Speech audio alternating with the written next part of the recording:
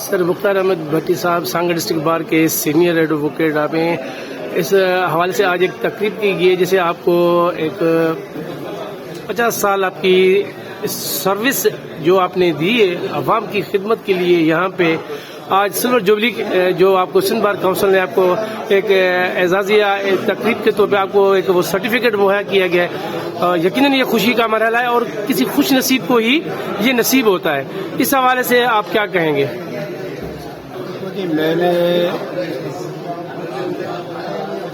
یہاں کی ایجوکیشن اس لیے حاصل کی تھی کہ میں لوگوں کی خدمت کروں. میں گورنمنٹ سروس میں جا سکتا تھا لیکن ادھر نہیں گیا. میں نے بینک سروس کی ہے. وہاں سے چھوڑ کے میرا دل یہ چاہتا ہے کہ میں یہ عوام کی خدمت کروں.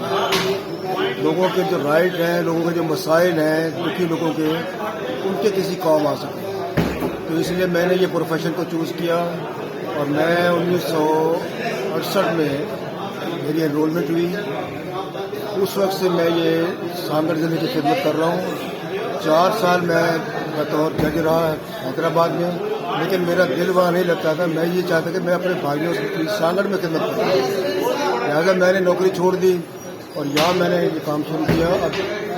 اب جو بھائی مجھ سے یہ تو ہوا کہ عوام کی خدمت کرتا ہوں. جو وہ غریب ہوتا ہے تو اسے میں فیس نہیں لیتا، دوسرے لوگوں سے میں فیس نہیں لیتا.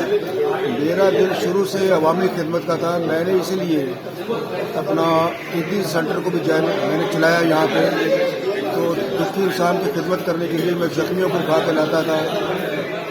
اس کے بعد میں جنگل میں جھاڑیوں سے لاشیں اٹھا کے لاتا تھا. پولیس والے مجھے جلی ہوئی سڑی ہوئی لاشیں دیتے تھے دفنانے کے لیے. میں ان کو نہلاتا تھا اپنے ہاتھ سے. میں اپنے ہاتھ سے کفن پہناتا تھا. میں اپنے ہاتھ سے پھر میں نماز جنازہ پڑھا کے اپنے ہاتھ سے ان کو مطلب قبر میں اتارتا تھا. تو میں یہ سب کچھ ثواب کے لیے کرتا تھا. مجھے کوئی لالچ نہیں تھا. تو اسی جذبے سے میں وکالت کرتا ہوں کہ میرا مین مشن پیسہ کمانا نہیں ہے. اس لیے آپ کو پتہ ہے کہ میں نے 58 سال میں کوئی جائیداد نہیں بنائی ہے. میں نے صرف خدمت کی.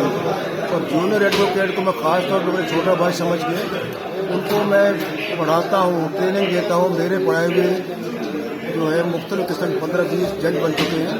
اور آج بھی میں جب بھی مجھے ٹائم ملتا ہے میں یہاں کے چھوٹے بھائیوں کو کہتا ہوں کہ بھائی مجھ سے سیکھ لو. میرا پتہ نہیں ہے، زندگی بہت الگ کے ہاتھ میں ہے، لیکن جو مجھے آتا ہے وہ مجھ سے سیکھ لو اور جو ان کو آتا ہے میں اسے سیکھتا ہوں. یہ جذبہ ہے، خدمت ہے، وہ یہ میں کرتا رہتا. تو خود نمائی کی مجھے عادت نہیں ہے.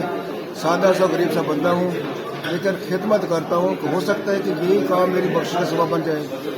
تو یہ اللہ سے دعا ہے کہ مجھے اپنے راستے پہ چلاتا رہے اور انسان کی خدمت کرنے کی توفیق دیتا رہے.